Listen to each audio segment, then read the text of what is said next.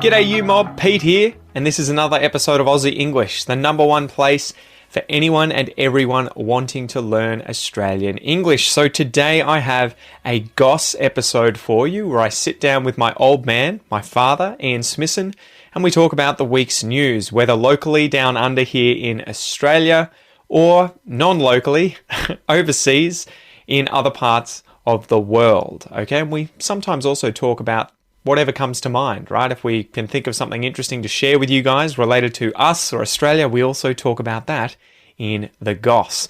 So these episodes are specifically designed to try and give you content about many different topics where we're obviously speaking in English and there are multiple people having a natural and spontaneous conversation in English. So it is particularly good to improve your listening skills.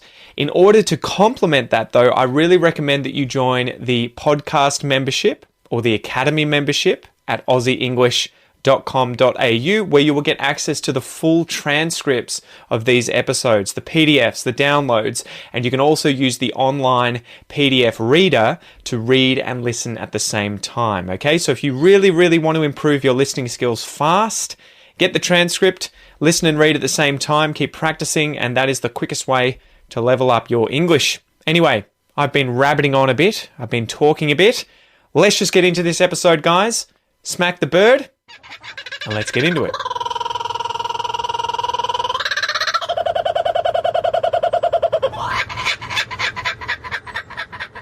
Go for it. All right, so you want to do your story? Hey, everyone. You got one that you want to bring up? I have. Hope it's a cracker. Hope it's a ripper. Hope it's a beaut. Belter. We're 2 beers in, guys, so we've recorded a few of these already, so sorry if we're a little hyperactive. Hey. Speak for myself, sorry. Yeah, he's sorry, I'm not. Dad gets slow, I get fast. Yeah, we might as well be hyperactive. It'd be more boring if we were asleep. Don Bradman's first baggy green cap, and we'll explain all of this, sells to Kurt Cobain fan for $450,000. There is a headline that I never thought I would read.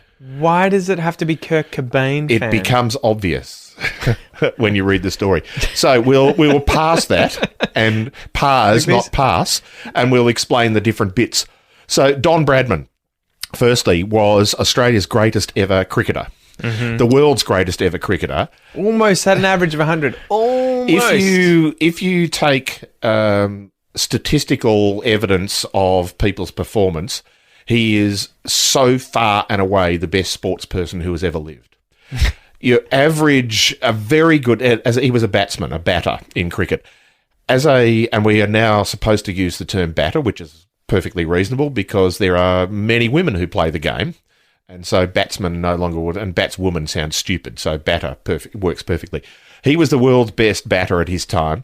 A very good international cricketer has a batting average of about 40. That is, they will make an average of 40 runs every time they go out. And we're not going to go and explain the whole game of cricket. Yeah. So a very good cricketer will be 50. There are a handful, literally 4 or 5 cricketers who have an average of 60. His average is 99.94. So he is 50% better than anybody else who has ever played the game. Do you think that has to do to some degree with the caliber of bowler back in the day? Why did nobody else have an average like that? Of what? Him personally? During that time. Why did no other batsman have? And in fact, most other batsmen then had lower averages than the best batsman in the world now. Yeah, it's a very weird thing, yeah, right? he was clearly just so good, it was ridiculous. So he's the sort of icon of Australian sport. He played in the 1920s, 30s and 40s. There's video of him showing how he used to practice at home using a golf ball and a cricket stump. A golf ball and a cricket stick, stump basically, against a corrugated tin barrel. It was a water tank. Water tank. So effectively you have this thing that has these waves of horizontal lines around the tank of iron. A golf ball, which, needless to say is very hard and small. And then he's using a round stick and hitting it to hit into the golf ball again and again and again into this tank.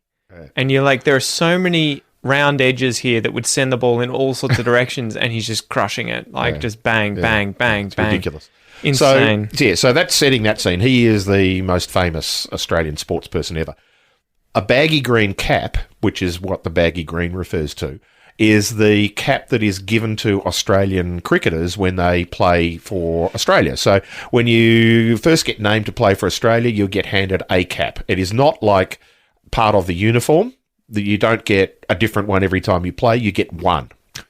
And he actually gave his first one away and was then given a second one. But almost all players only ever have one. So you got players who play 100 matches for Australia over a period of, say, 10 or 15 years, and their baggy green cap is literally falling apart, but they only ever wear one. Unless it completely and this is why they're nicknamed the baggy greens. Yeah.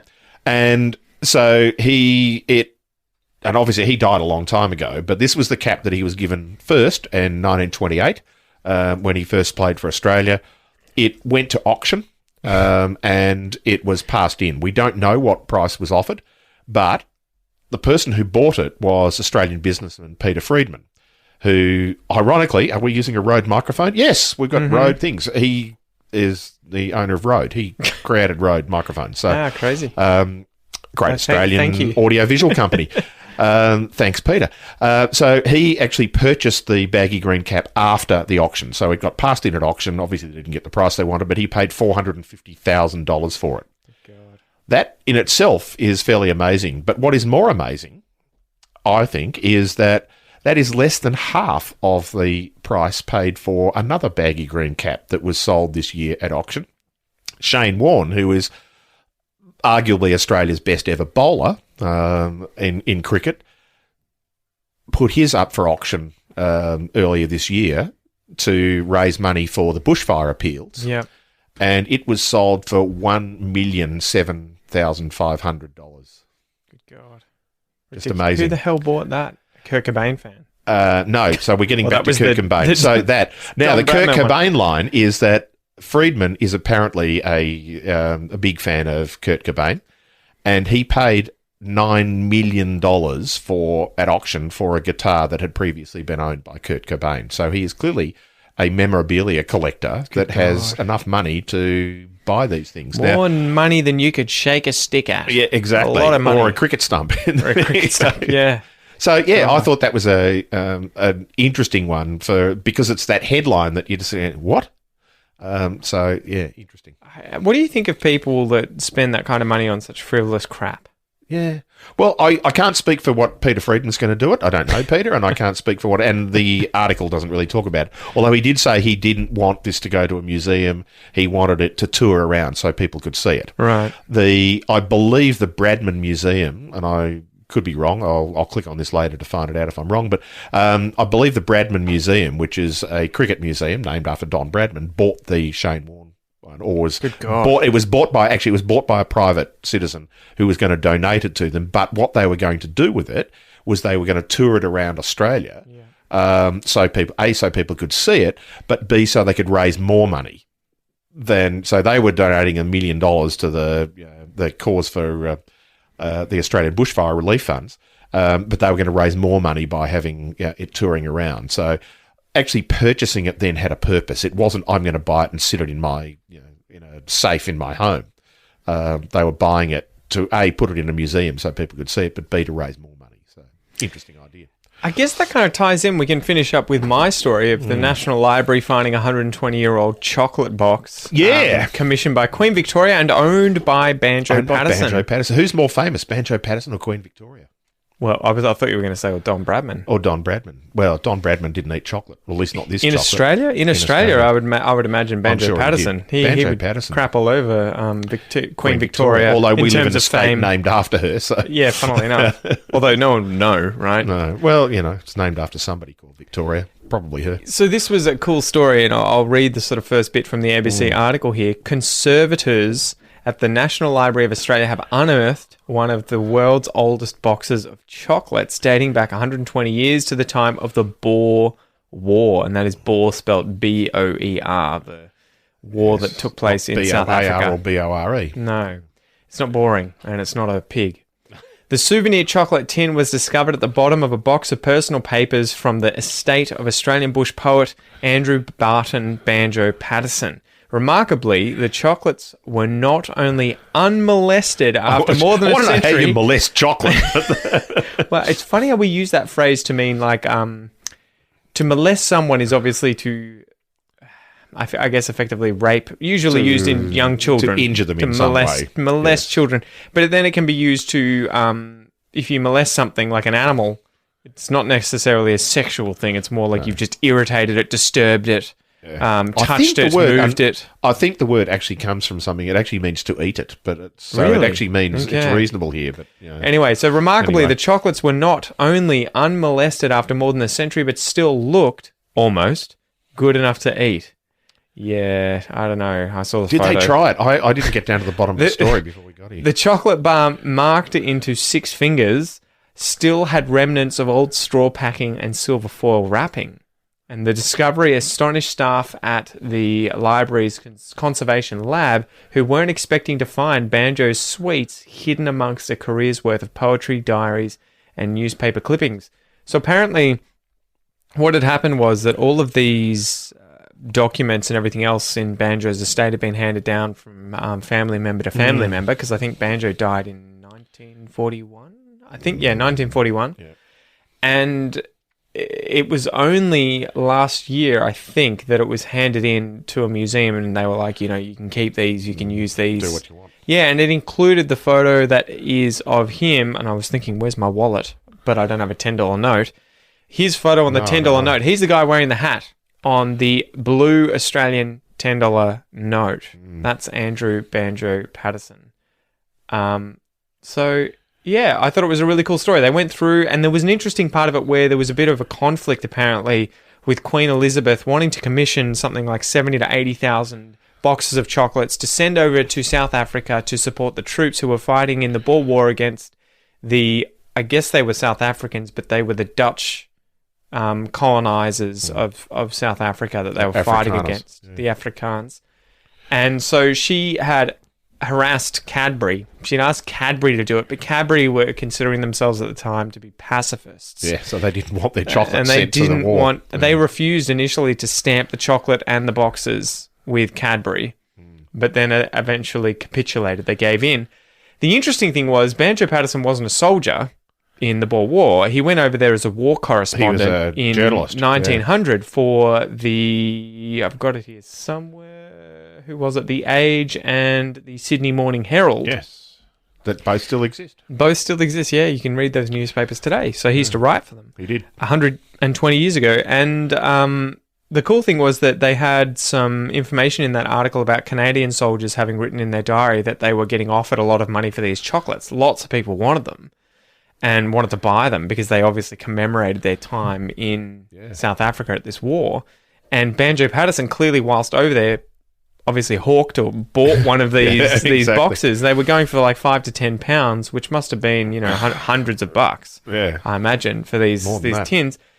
And he never tucked into it. He never ate it. He just put it away and saved it. Obviously Queen Victoria decided eat the freaking chocolate. But it's no Queen good to us now. Victoria decided that she wanted to send these as a way of providing food for, and chocolate was always a really good food in these circumstances to send because it lasts for a long time. It's very difficult to destroy. Yes. So it's not fragile and doesn't go off in terms of getting bacteria in it and so on.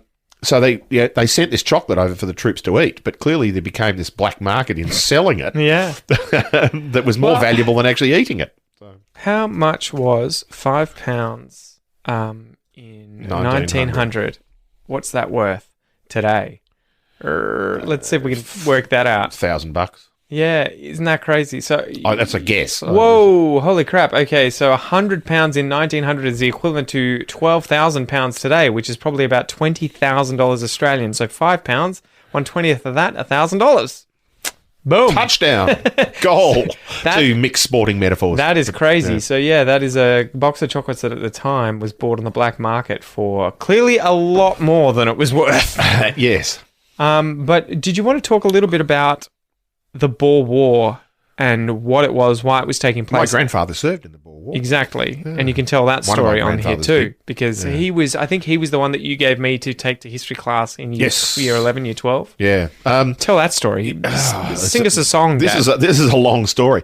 One of my grandfathers, my father's father, whom I never knew, he died when I was 2 years old, and he was in England and I was in Australia. So And your father was my estranged father from was his estranged family. from them, and he probably never knew I existed. So No. all of that aside, he You know he existed. I so- do, yes. He was a minister in the Congregational Church of Scotland and then moved to England. But during the Boer War, in about 1900, this is even before he became a minister. He didn't become a minister until 1908. So after he got back. Yeah, but he served not directly in the war, but I think he worked with the YMCA in the recovery and recuperation of soldiers. So the soldiers are on the front fighting. When they came back, the YMCA were one of the organisations that were providing not medical services, but rest and recuperation. So they were feeding them, looking after them, giving them things to do, and so on. What does that stand for again? YMCA. Young Men's Christian Association. Really? Okay. Yeah. Interesting. So this is just one of these things all over the world, huh? Yeah, yeah. And so, he served with them for a while in the Boer War.